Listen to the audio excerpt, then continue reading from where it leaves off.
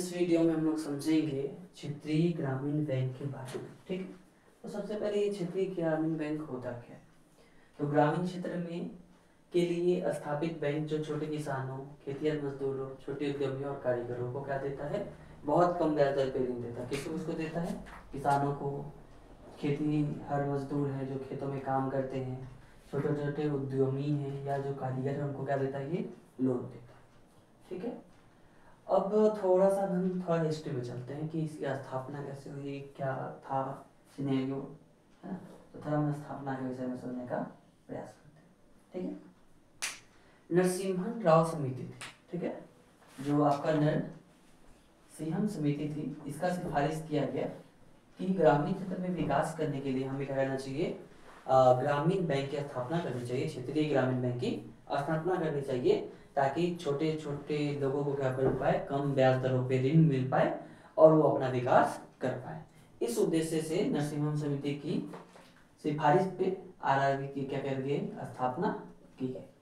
ठीक है, कब की गई? तो 1975 में किया गया। ठीक है, उसके बाद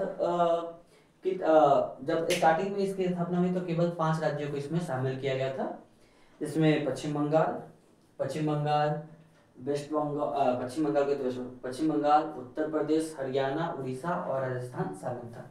5 राज्यों और 6 आरआरबी खोली गई थी। ठीक है, जिसमें से अगर हम पहली आरआरबी की बात करें तो वो आपका खोला गया था भाई मुरादाबाद में, जिसका नाम क्या था भाई, प्रत्येक क्षेत्रीय ग्रामीण बैंक, है ना। प्रत्येक क्षेत्रीय ग्रामीण बैंक था और इसका जो प्रयोजक बैंक था, ये क्या होता है आगे हम समझाएंगे आपको।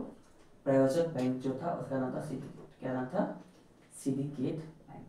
ठीक है, स्टार्टिंग में तो ये 5 राज्यों में खुला, फिर आगे क्या हुआ कि एक साल बाद 1976 में संसद में एक बिल पारित हुआ।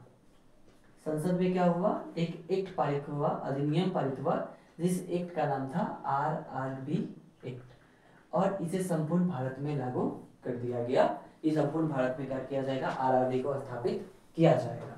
ठीक है, इसके 10 साल के बाद 1986 में हमें क्या देखने को मिलता है कि लगभग भारत में 186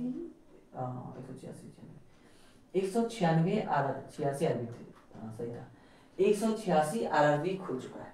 ठीक है, 186 आरआरबी खुल चुका है, जो लगभग देश के हर एक राज्यों को कवर कर रहा है कि हर एक राज्यों में क्या हुआ कि आरआरबी खुल गया। ठीक है, अब इसमें थोड़ा सा परिवर्तन आता है 2005 में। 2005 में क्या देखने को मिलता है कि कुछ आरआरबी को मिला करके एक क्या किया गया, एक बड़ा बैंक बनाया गया जो बड़े स्तर पे लोन प्रोवाइड करा। तो ये रहा हमारा आरआरबी का पूरा इतिहास कि कैसे वो डेवलप हुआ और परिवर्तन। अब आरआरबी को जो हमने बनाया उसके पीछे क्या उद्देश्य रहा, तो ग्रामीण क्षेत्रों में बैंकिंग सुविधा का विस्तार करना, कि ग्रामीण क्षेत्रों में क्या हो जाए, बैंकिंग सुविधाओं का क्या हो जाए, विस्तार हो जाए।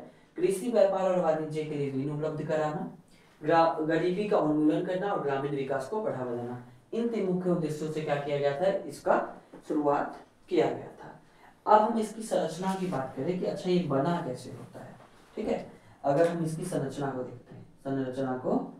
देखते हैं, ठीक है, तो इसमें से अगर मान लीजिए कि हम 100 रुपये का इन्वेस्टमेंट करते हैं, ठीक है, तो इस 100 में से 35% जो हिस्सा होगा, हिस्सेदारी, वो आपका सेंट्रल गवर्नमेंट का होगा। ठीक है, उसका जो मिस्टेक होगी भाई, 50% जो हिस्सेदारी होगा वो सेंट्रल गवर्नमेंट का होगा, है ना। 15% जो हिस्सेदारी होगा वो स्टेट गवर्नमेंट का होगा, और बाकी जो 35% हिस्सेदारी होगा वो प्रायोजक बैंक का होगा, है ना। अर्थात एक प्राइवेट बैंक जो सपोज कि कोई भी हो सकता है आपका, आप एसबीआई को दे दो, बैंक ऑफ बड़ौदा को दे दो, सेंट्रल बैंक ऑफ इंडिया को दे दो, है ना। कोई भी बैंक है जो क्या करता है, सम्मिलित होता है, वो क्या कहलाता है, प्रायोजक बैंक बनता है। ठीक है, तो ये हमारा हो गया भाई संरचना। आप चाहें तो इसके लिए फ्लो चार्ट भी बना सकते हैं, है ना। तो हमारा जो केंद्र सरकार है, केंद्र सरकार, इसका क्या होगा, 35% हिस्सेदारी होगा, क्या हो जाएगा, 35% हिस्सेदारी हो जाएगा। ठीक है, उसके बाद आपका क्या हो जाएगा भाई, राज्य सरकार का हो जाएगा 35 लिखिए भाई, 50 क्यों लिख रहे हैं, 15% हिस्सेदारी। फिर आपका जो हो जाएगा प्रायोजक बैंक, प्रायोजक बैंक इनका हो जाएगा 35% की हिस्सेदारी। ठीक है, जब ये तीनों चीज आपस में मिल जाता है, क्या हो जाता है, तीनों चीज आपस में मिल जाता है, तब ये निर्माण करता है आरआरबी बोर्ड का। इसका निर्माण करता है आरआरबी बोर्ड का। ठीक है, और इस आरआरबी बोर्ड का एक अध्यक्ष होता है। क्या होता है, अध्यक्ष होता है, और इस अध्यक्ष का चयन कौन करता है, तो प्रायोजक बैंक करता है। कौन करता है, प्रायोजक बैंक करता है कि हम इस आरआरबी बोर्ड का अध्यक्ष किसको बनाते हैं। इस आरआरबी बोर्ड के अंदर एक निदेशक मंडल होता है। कौन होता है, निदेशक मंडल होता है, और इस निदेशक मंडल के अंदर आता है आपका शाखा प्रबंधक। कौन आता है भाई, शाखा प्रबंधक, और शाखा प्रबंधक के अंदर आता है ग्रामीण ग्राहक। तो ये हो जाता है इसका संरचना की आरआरबी की संरचना कैसी होती है। ठीक है, इतना समझने के बाद हम समझते हैं कि इसका प्रमुख कार्य क्या है, आरआरबी का प्रमुख कार्य क्या है। ठीक है, तो हम इसके कार्य को समझने का प्रयास करते हैं कि आखिर आरआरबी का प्रमुख कार्य क्या है। तो पहला है कि ये आपका सेविंग है ना, सेविंग अकाउंट और एक जमा खाता, बचत, सेविंग अकाउंट और बचत खाता खोलता है, बचत खाता खोलता है। ठीक है ना, ठीक है, तो ये आपका बचत और जमा खाता खोलता है कि आप पैसा जमा करो या निकालो। ठीक है, उसके बाद दूसरा होता है कि आपका जो जैसे कि फसल ऋण है, आपको ऋण प्रोवाइड कराएगा, फसल ऋण आपको देगा, किसान क्रेडिट कार्ड से जो ऋण मिला वो, या सरकार की जो योजना है उसको आपको डीबीटी के माध्यम से आपके अकाउंट में पैसा भी आपके इसके अंतर्गत आ जाता है, यानी ये इसका काम है। ठीक है, उसके बाद सरकारी योजना जो भी है उसका लाभ आप इस खाते के माध्यम से क्या करते हैं, लेते हैं, ये इसका भी कार्य। उसके बाद इसका चौथा कार्य होता है, अगर कोई इंसान स्वरोजगार करना चाहता है, स्वरोजगार करना चाहता है, उसको भी ये करता है, ऋण प्रदान करता है स्वरोजगार के लिए। ठीक है, उसके बाद हमारा अब ये कार्य समझ गए हैं, संरचना समझ गए, क्या होता है, कैसे बना।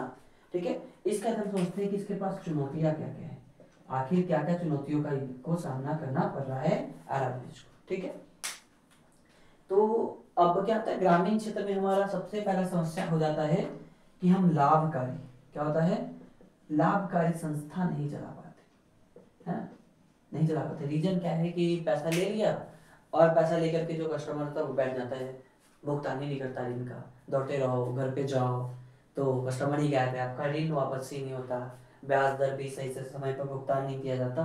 तो ये मुख्य समस्या हमारे सामने चल के आता है कि हाँ भाई ये हमारे पास क्या भी समस्या है।